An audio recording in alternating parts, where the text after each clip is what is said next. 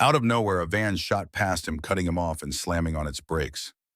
Kunle stomped on his own, the tires screaming, as his car lurched to a halt just inches from their bumper. Before he could even draw a breath to yell, masked figures swarmed his car, yanking him out onto the pavement. His girlfriend's terrified scream was the last thing he heard before they dragged him away. They worked him over until his face was a swollen, unrecognizable mess, then hauled him into the shell of an unfinished building that reeked of stale dust and damp concrete. The heavy iron door groaned open, its protest echoing in the dead air. One of the thugs stepped inside, his voice a low, mocking growl. "You were so curious about who sent you our regards. Well, get ready." The man turned and left the stomp of his boots a final chilling promise. A moment later, a new figure appeared in the doorway. It was a woman cloaked in black from head to toe, her presence as silent and cold as the grave. Kunle's heart hammered against his ribs as his gaze traveled slowly upward, from the familiar shoes to the tailored pants, to the face he knew better than his own. A tremor started in his lips. "Melody?" she said, a smirk twisting her lips as her voice sliced through the gloom. "Hello, Kunle. Where did you get the money for your hair?" Kunle's voice exploded across the living room, making Melody jump. Her hands flew together nervously. "Honey, it was nothing. The stylist down the street. She did it for free for me." Kunle's eyes narrowed to slits, his lip curling in disgust as if he just smelled something rotten. "Liar. You're a damn liar." He stalked closer, his voice a low snarl. "Do I look like a fool to you? A man gave you the money, didn't he? Which one of your pathetic admirers paid for this?" She swallowed, fighting to keep the tremor from her voice. "I swear, Kunle, nobody gave me a thing. It's just my hair. Just hair." His voice cracked like a whip. He stabbed a finger toward her head, pointing at the fresh braids, as if they were irrefutable proof of her guilt. "I'll shave every last bit of it off right now. Then we'll see how many men are admiring you with your head shaved bare." A hot, searing pain filled Melody's chest. She desperately wanted to cry, but the tears had run dry in that house a long time ago. The sickening truth was undeniable. Kunle wasn't just cheap. He was a warden, and she was his prisoner. She was trapped wearing the same rotation of faded dresses from the thrift store. The braids he was threatening to shave were the same ones she'd gotten right after their wedding, just endlessly retouched as the neighbors would whisper among themselves. They all saw her, the wife of a successful man who somehow always looked like she was one bad day away from begging on the street. And God help anyone who dared to show her kindness. If their neighbor Mama Chidima lent her a simple skirt, Kunle would storm over to their apartment and unleash a flood of insults. If the local tailor offered to alter an old dress for free, Kunle would accuse her of trading her body for the favor. And now something as simple as her hair was enough to ignite a war.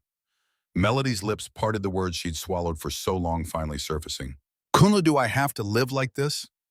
You won't let me get it, chum. You never give me any money, so what am I supposed to—" "Shut up." Kunle roared, his fist crashing down on the table. "You want to work so you can start disrespecting me? A woman who makes her own money forgets her place. Do you hear me?" He leaned in, his voice dangerously low. "As long as you live under my roof, you will eat what I provide, you will wear what I buy you, and you will look exactly how I want you to look." A bitter, broken laugh escaped Melody's lips before she could catch it.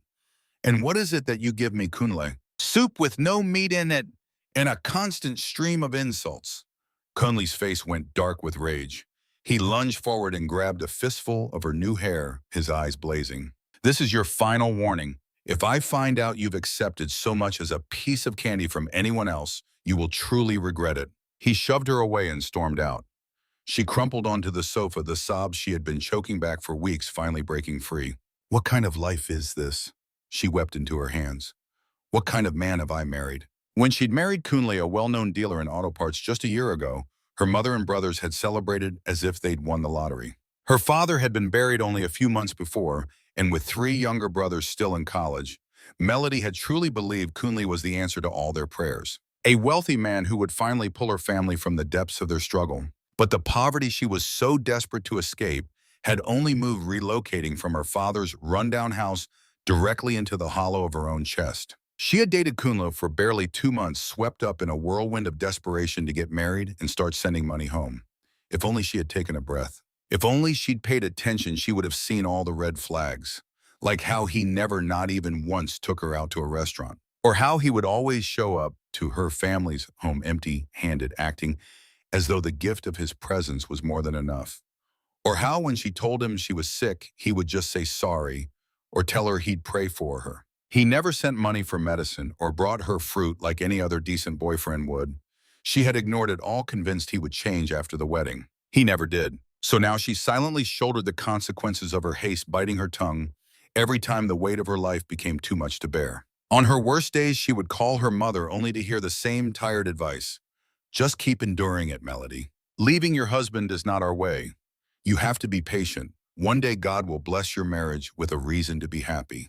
Her reason arrived like a single flickering candle in an endless black tunnel. The day she found out she was pregnant, she pressed her trembling hands to her stomach and whispered to the flicker of hope growing inside. And for the first time in months, she saw Kunle's face break into a genuine smile. It wasn't his usual cruel sneer or his ever-present scowl, but a real smile that made his eyes shine with an almost boyish excitement. That night, he made a grand entrance, a wicker basket swinging from his hand. "Melody," his voice boomed with a rare, boastful pride. "Come see what I've brought for my queen." She paused, her sweeping turning as he revealed the contents. Her eyes went wide. It was a live chicken, its struggles growing weaker in his firm grasp. "Kunle, you bought a chicken," she breathed, the words catching in her throat. "Of course," he declared. "You're carrying my heir." "Did you think I let my wife eat nothing but beans and gari?" He flashed a wink, a flicker of the charmer she once believed she'd married. Just for a second, the ice around Melody's heart seemed to crack. A small, genuine smile touched her lips as he drew her into a clumsy, unfamiliar hug. For the first time in ages, they feasted. Laughter, the sound they hadn't heard in months, echoed softly through the house, fragile and tentative, as if it knew it wasn't welcome for long. In Melody's home, happiness was always a fleeting visitor. At 4 months pregnant, she worked up the courage to approach him. "Kunle," she began, her hope a fragile thing, "I need money to start my antenatal care." The nurse insisted it was important. He didn't even look up from tying his shoes, just scoffed. 4 months. What a waste of money. "Our mothers did just fine without all this nonsense. You can go when you're 7 months along. That's the only time it counts." Her forehead creased in worry. 7 months, Kunle, that's far too late. He shot up from his chair in a blind rage, slamming the back of his arm into her and sending her flying. "Don't you dare argue with me, woman," he snarled. "I know what's best." She lost her balance, her pregnant belly slamming hard against the sharp corner of the bed frame before she collapsed onto the floor. A white-hot, searing agony ripped through her abdomen. Her hands instinctively flew to her stomach, a desperate, useless attempt to shield the tiny life inside. "Melody," Kunle's voice cracked, seeing her on the floor gasping for air, her body convulsing as the whites of her eyes showed. "Melody," he screamed, his voice raw with panic. "Melody, no." Hours later, Melody was in a sterile hospital bed, the silent tears tracking down her face as she felt the life bleeding out of her. The loss was a violent storm tearing not just through her body, but through the very fabric of her soul. Her hands rested on her now empty stomach, the sobs racking her body. Kunle knelt beside her, his face ashen, his own voice shaking. "Melody, I'm so sorry," he stammered. "I never meant, I swear to God, I never wanted this to happen." He reached for her, his eyes shining with tears of regret. But she knew then that apologies couldn't stitch a wound back together or bring a child back from the void. In the days that followed, Kunle played the part of a caring husband, hovering over her, making sure she ate, asking if she was warm. He swore things would try different, that he would change. But the performance didn't last. Soon the mask fell away, revealing the same stingy, unyielding man he'd always been. It took her cousin Ngozi to light the first spark of rebellion in her, to remind her that the bars of her cage were not unbreakable. "Melody, what happened to you?" Ngozi had asked. "Don't you remember college? You were at the top of our class, the brightest one of all. Now look at yourself disappearing inside these four walls. Your life is not meant to be in orbit around Kunle. You are worth so much more." The words landed like a match on tinder. That evening, Melody found herself pulling out her old university degree, wiping the dust from the frame where it had been hidden away under a stack of old clothes. With trembling hands, in the dead of night, she filled an online application for a job she'd seen advertised. A week passed, and then an email: she was invited for an interview. On the morning of the interview, she moved through the house like a ghost, her every action a carefully constructed performance of normalcy. Kunle ate his breakfast, complained bitterly about the price of gas, and finally blessedly left for work. She held her breath, watching from behind the curtain until his car disappeared around the corner. Her heart hammered against her ribs. This was it. She quickly changed into a sharp blouse and skirt she'd borrowed from Nguzi dusting powder over her weary features. Then taking one deep, steadying breath, she slipped out the front door. Every step she took towards that office was fueled by a terrifying mix of emotions: fear of being caught, fear of Kunle's rage, and yet underneath it all, a strange new hope was fluttering to life inside her chest, like the first beat of newly freed wings. The interview was a blur, but a good one, far better than she had dared to imagine. The interviewers seemed impressed, nodding at her responses with genuine smiles. They told her to expect a call within the month. She walked out of that building feeling lighter than air, a smile spreading across her face like the sun finally breaking through a sky full of storm clouds. Back home, the charade resumed. She shed the borrowed clothes for her own worn-out ones and scrubbed the makeup from her face, erasing any trace of the woman she'd been for the last 2 hours. But the feeling remained. For the first time in years, she felt the ghost of her old self stirring within. As the weeks bled into one another, they began trying for another child. When Melody's monthly cycle was late, Kunle's eyes lit up with the desperate fervor of a man witnessing a long-awaited miracle. He came home that night, humming, a rare smile on his face as he thrust a small paper bag into her hands. Inside, she found a pregnancy test. "Go on, take it now." He pushed, his voice thick with an excitement that he could barely contain. "Let's see the positive result." A knot of dread formed in Melody's stomach. She took the box to the bathroom, her hopes sinking as she pulled down her underwear and saw the telltale crimson stain. Her hands trembled as she went through the motions with the test, but she already knew. The single stark line that appeared only confirmed the bitter truth. Her period had started. When she showed him the negative test, the hopeful light in Kunle's eyes instantly curdled into a familiar brew of disappointment and rage. Sleep eluded Kunle that night. He stared into the darkness, his mind churning.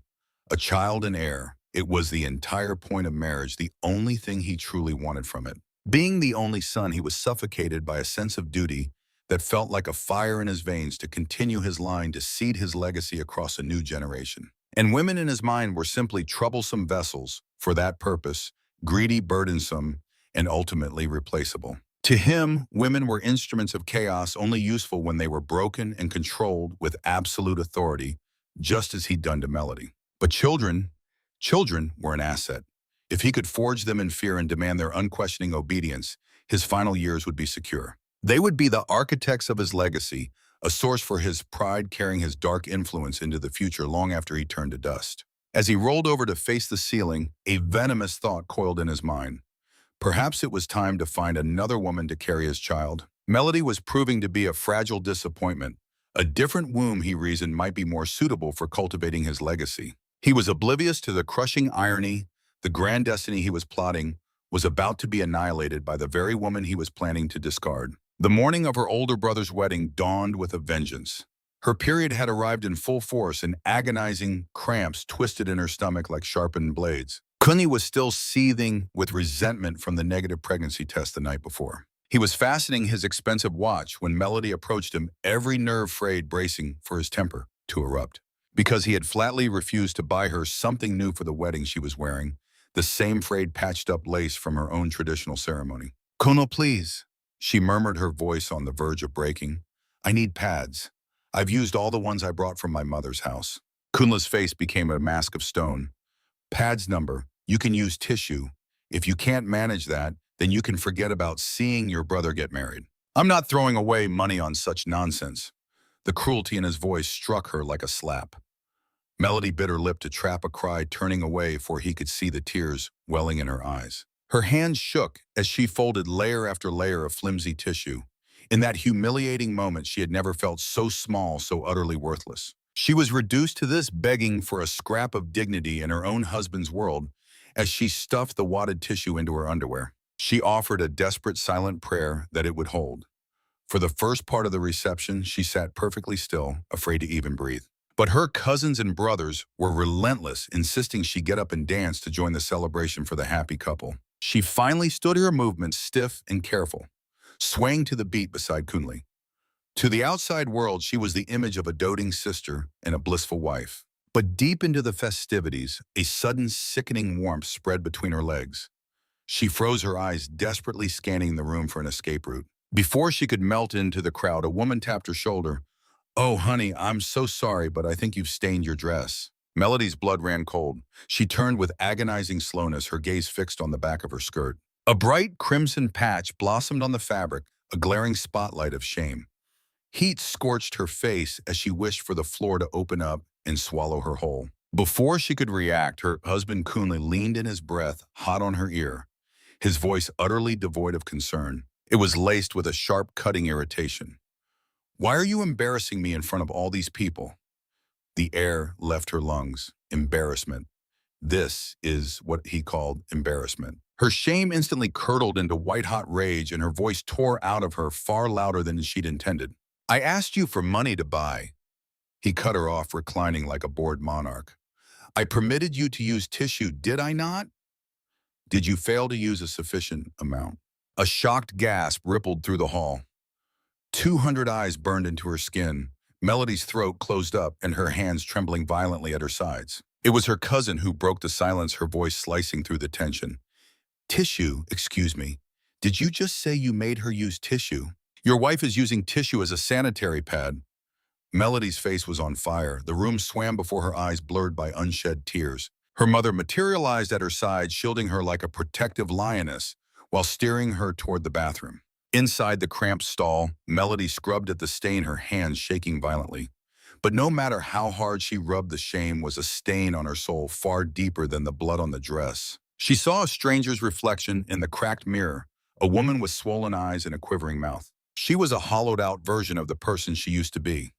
Her mother returned and quietly pushed a folded dress into her hands. "I know I always taught you to endure," her mother said softly. "But my love, I have to speak the truth. You are far better off with me, a poor widow, than you are with this so-called millionaire husband. My home is still your home." The meaning behind her words was crystal clear. She was telling her daughter, "You cannot go on like this." And right there in that filthy bathroom, Melody decided she was tired. She was tired of suffering in silence, tired of pleading for her own dignity, and she was done with Kunle. When she finally stepped out of the bathroom, she was wearing the fresh clothes her mother had managed to borrow from a cousin. Jaws dropped. The change was breathtaking. In the blue satin dress, Melody looked absolutely radiant. Her mother had even pulled her hair back into a sleek ponytail. Men stared openly with desire. Women shot her looks of pure envy. The vibrant beauty Kunle had tried so hard to snuff out was now blazing for all to see, and it filled him with a cold fury. "Change back into your dress," he ordered. He pointed a rigid finger at the stained bundle in her hands. "That is what you wore to come here. That is what you will leave in." Melody clutched the soiled clothes, frozen in disbelief. "But it's wet," she whispered, her voice trembling. "It's completely ruined. I do not care." Kunle's voice dropped to a menacing growl. "You will wear it. You will do as I command. Or do you want to announce to everyone here that I am too poor to clothe my own wife?" "Never." Her voice was no longer a whisper. It was raw with newfound strength. "You're a monster. You have to be insane. Your entire world revolves around what other people think, but you have never spared a single thought for me. If your reputation is all that matters, then you can start by treating me with a shred of decency. I refuse to be seen in these filthy rags ever again." A shadow fell across Clay's features. With a guttural snarl, he lunged, his fingers clawing at the clean fabric, intent on shredding the dress right off her body. That was the breaking point. Something vital inside Melody fractured. A raw scream tore from her lungs as she launched herself at him. The strength of 1,000 silent agonies surged through her, a power she never knew she possessed. She fought like a cornered animal, finally uncaged, kicking, clawing, biting. The violent commotion drew her younger brothers, who burst into the room. The sight of Kunle brutalizing their sister lit a firestorm in their eyes. Without a moment's hesitation, they swarmed him, a tempest of pure, unadulterated fury. Inexplicably, the crowd gathered for the wedding roared in approval. Kunle staggered and fell, trying vainly to shield himself, but he was no match for the protective rage of two brothers. By the time they hurled him outside, Clay was a bruised, humiliated wreck, fighting for every breath. He scrambled to his feet, spitting a mixture of blood and curses, before fleeing down the street like the coward he was. Days later, when Melody finally worked up the courage to go back for her belongings, the scene that greeted her was no surprise. Her possessions were strewn across the dirt yard, clothes ripped, shoes snapped in half, precious photographs ground into the mud beneath his heel. Kunle emerged onto the porch, laughing with a new woman who was shamelessly draped over him, her replacement. A smirk twisted Kunle's lips as he saw the look on Melody's face, and he leaned back, radiating smug arrogance. Did you really think you were that clever? That some pathetic little job was your ticket out? His words were laced with poison. I found out about that interview. I paid them a visit myself. I explained you were no longer interested. That's the reason you never got a call back. Melody's vision swam. This was more than just betrayal. It was the calculated assassination of her future. Her heart felt like it had been shattered into a million pieces, yet not a single tear fell. The well of her sorrow had long since run dry. With a quiet, unshakable dignity, she collected what was left, turned away from the house that was never a home, and walked away without a backward glance. But as her feet hit the open road, first, a profound change took place. The broken pieces of her heart began to forge themselves into steel. She raised her chin to the darkening sky, making a solemn vow on her father's memory. Kunle, for every dream you deliberately crushed, for every tear you made me shed, I will carve a scar into your life so deep that you will pray for the mercy you never knew how to give. And when I am through with you, the man in the mirror will be a stranger. 3 months later, Kunle, swaggering with his usual arrogance, was driving to meet his new girlfriend. He had sworn off marriage, preferring instead to father as many children with as many women as he could. This was his 4th conquest since Melody had left, and he was eager to continue his campaign. But this night was destined to be different. Out of nowhere, a dark van swerved aggressively in front of his car, screeching to a halt and blocking his path. Kunle slammed on his brakes just inches from impact. Masked men descended on his vehicle like predators on a kill, dragging him out before he could even scream. His date fled into the night. They beat him until his face was an unrecognizable pulp, then dumped him in the shell of an unfinished building that reeked of damp concrete and decay. For 3 days, nothing passed his lips. No food, no water. By the 3rd day, Kunle's entire body was racked with tremors. A deep ache settled into his bones, and his throat was as rough as sandpaper. His expensive designer shirt was now nothing but a torn rag caked with grime and sweat. His arrogance was stripped away, one agonizing layer at a time. The door groaned open, and a masked figure swaggered in holding a dented plate. He tossed it onto the ground at Kunle's feet. A few pieces of stale bread scattered, and water sloshed from a half-empty cup. We heard you enjoy small portions. The man sneered, his voice thick with contempt. The men waiting outside erupted in a chorus of cruel laughter. Every breath was a fresh agony for Kunle's bruised ribs. His lips were cracked and bleeding. Despite the pain, a savage hunger clawed at his insides. With his hands still bound, he had no choice but to lean forward in desperation. He pressed his face to the filthy concrete, lapping up the crumbs like a strayed dog. Each mouthful was seasoned with a shame more bitter than his hunger. Humiliation burned his skin, but his body cried out in gratitude for the sustenance. The man squatted down, watching him with cold amusement. Not such a big man now, are you, eating off the floor like a mutt? Kunle swallowed the last gritty morsel, forcing himself to straighten up, a faint flicker of his old pride sparking through the despair. What do you want from me? He rasped, his voice a fragile mix of terror and defiance. Be quiet. The masked men exchanged a look. Who sent you? Kunle pressed his voice a little stronger even as his body trembled. His eyes, wild with desperation, scanned their faces, trying to see past the masks to the men beneath. The leader let out a chilling chuckle, leaning in so close Kunle could smell his breath. You'll find out, soon enough. Kunle's heart hammered against his ribs. He assumed this was about a ransom, about money. But a cold dread slithered in his gut, whispering that this was something far, far more personal. A week into his ordeal, their demand finally came. 100 million naira. That was the price for his life. The alternative was to vanish inside this darkness forever. His captors had sneered that no one could ever find this place, not the police, not even God himself.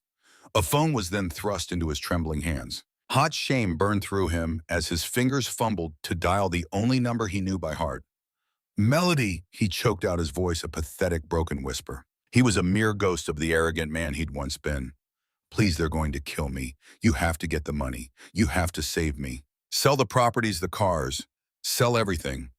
Just don't let me die in this place. For an agonizing eternity, all he heard on the other end was pure silence. Then her voice finally emerged, unnervingly steady and distant. I'll see what can be done. The days that followed bled into one another. Kunle learned to mark time by the sound of his jailer's footsteps and the gnawing emptiness in his belly. Then at long last the word came the ransom was paid. He was getting out. On the day he was set to leave, the heavy iron door groaned open. One of the masked men stepped into the room, his voice a low, mocking drawl. "You kept asking who was behind all this, right? Well, you're about to find out." He turned and left the clap of his boots on the concrete, echoing like a final judgment. Moments later, another figure filled the doorway. A woman dressed head to toe in black, silent and cold as the grave. Kunle's heart hammered against his ribs as his eyes traveled upward. The shoes, the walk, and then the face. A gasp escaped his lips as they began to tremble. Melody, a cruel smirk played on her lips, her voice slicing through the stale air. "Hello, Kunle." A jolt shot through Kunle's body as if he'd been struck by lightning. "What is this?" "It was you. You were the one behind this," she almost smiled. "Relax, I paid your ransom, didn't I? You're free because of me." Her laugh was a hollow, dangerous thing, far more terrifying than the silence had ever been. "Ransom? That was my money. You're the one who took it. Are you insane?" Before he could finish, a captor burst in and drove a brutal fist into his jaw. Kunle staggered backward, blood filling his mouth. Melody glided closer, crouching until her eyes burned directly into his. "Am I insane?" she whispered, her voice dangerously soft. "Yes, Kunle. And you are the one who created this monster. You destroyed my life. I had to live like a beggar, like a woman who had lost her mind. I lost our child because of you. I lost my reputation, my dignity, my entire future. You made me a joke to the entire world, all because of your ego. And I swore to myself that one day I would return the favor." Her eyes gleamed with a righteous, terrifying fire. "That day has arrived. Enjoy your new life."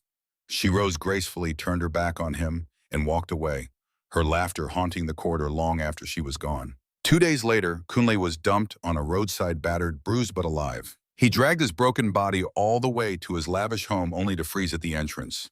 His main gate was wide open, the grounds filled with the sounds of laughter. A strange family was lounging on his porch. Children were running across his perfect lawn. When Kunle stormed in, screaming that this was his property, a man calmly stepped forward, waving a stack of official papers. "This house was purchased legally for 70 million. Who are you, Tien?" They threw him out like he was a piece of trash. His cars were gone, his lands sold, his entire empire reduced to dust. The only asset Melody had spared was his small shop, as if to mock him, to dare him to start over from nothing. A blinding rage carried him on autopilot all the way to Melody's family home. He hammered on their door until it felt like the wood would splinter. "Where is she?" he roared, the veins bulging on his neck. "Where is that witch? I'll finish her." The door creaked open. A young woman stood there, her arms folded, wearing a sharp, cruel smile. "I have no idea what you're talking about. Where is she? Where is her mother, her brothers?" The woman theatrically tapped her chin, pretending to think. "Oh, right. They're gone," she said with a casual air. "All of them. Just disappeared. No one knows where they went." It was a blatant lie. The entire family had already gone into hiding and would soon be leaving the country, but she would never give him the satisfaction of knowing. Kunle felt the world tilt on its axis. His empire, his pride, his power, his very name, all of it was gone. Stolen by the woman he once thought he owned. A woman whose location was now a complete mystery. He stumbled back as the last threads of his sanity snapped. "My money," he screamed, his voice cracking into a pathetic shriek. "My money." And like a man possessed, he began running down the street toward the police station, toward the end of his world. Meanwhile, across the city, at the international airport, Melody stood in a simple dress, a single suitcase by her side. Her heart was racing not with fear, but with the intoxicating pulse of absolute freedom. 2 months ago, she had landed a teaching job in the UK, and today was the day she would fly out to start her new life. 3 men approached her through the terminal. Passers-by glanced over, but Melody didn't flinch. Instead, her lips curved into a faint smile. One by one, the men reached her and pulled down their masks, revealing 3 familiar grins. Her brothers. "We pulled it off," one whispered, pressing a thick envelope into her hands. Crisp $100 bills peeked from the edges. Melody's fingers trembled as she gripped the envelope. "He never saw it coming." "Of course not," another chuckled darkly. "The fool thought he was the victim of a real kidnapping." Their laughter was low and dangerous, carrying the weight of a triumphant victory in years of buried anger. "With our share, Mama's papers for Italy are all set." She'll be gone with our older brother and his wife before Kunle even realizes he's free. And the three of us are heading to Malta for our master's degrees. Poverty will never find us again. Tears stung Melody's eyes as she threw her arms around them, clutching them as if she would never let go. Her voice cracked. The day Kunle threw me out, like I was garbage, I swore he would regret it, model. And today that promise was kept. You handed me my freedom. The final boarding announcement blared through the speakers. She dried her face, her shoulders squared with resolve. Disappear, live quietly, and never let the memory of what we did fade. This isn't where our story ends. It's where it truly begins. Melody pulled her suitcase through the terminal doors, zipping up her jacket against the anticipated chill of the cabin air, when a ragged scream tore through the airport's hum. Melody. The voice was a raw wound, shattered and utterly desperate. Cole! Her heart seized, a cold fist clenching in her chest, but only for a second. She didn't break her stride. It made no difference if he was really there or just a demon in her mind. In her world, Cole was already dead and buried, a phantom, left to decay with the rest of her past. She refused to look over her shoulder. She would never look back again. With her head held high and a heart finally beating a steady rhythm, Melody stepped onto the plane. For the first time in what felt like a lifetime, the future was hers to command. The moral of this tale? To all the women out there, look long and hard before you ever take that leap. A single wrong step in marriage can leave a wound on your soul that will never truly heal. And to the men, cherish the woman you marry. Because once a woman's heart turns to ice, she can unleash a firestorm that no man can ever hope to withstand.